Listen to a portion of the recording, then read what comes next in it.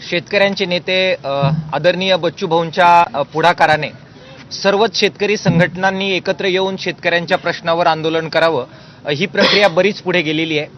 पहिली बैठक पुण्यामध्ये त्यांच्याच आग्रहाखातर झाली, त्यामध्ये अनेक शेतकरी संघटना आलेल्या होत्या।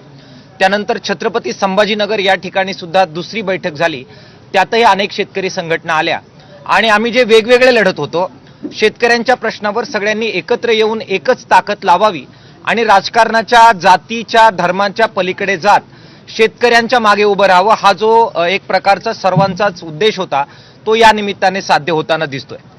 बच्चूभाऊंच्या नेतृत्वाखाली आज अनेक शेतकरी समुदाय, त्याचबरोबर दिव्यांग आणि बाकी सगळे समुदाय जमलेले आहेत। सरकारला त्यांनी आव्हान केले त्याप्रमाणे शेतकरी प्रचंड अडचणीत आहे, विशेषतः अतिवृष्टीमुळे जे प्रचंड नुकसान झालेलं आहे आणि सोयाबीनचे आणि कापसाचे भाव ज्या प्रकारे पडलेले आहेत, त्याच्यामुळे शेतकरी अत्यंत संकटात आहे आणि त्यामुळे महाराष्ट्रात आत्महत्या वाढू शकतात अशी वाईट परिस्थिती आहे।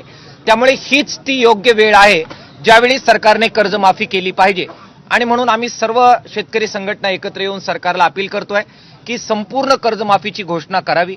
जे अतिवृष्टीचं नुकसान झालंय त्याच्यामध्ये जी भरपाई दिली आहे, सरकार म्हणतंय की ते 31,600 कोटीची आहे, मात्र प्रत्यक्षामध्ये ती फक्त 6,500 कोटीचीच आहे।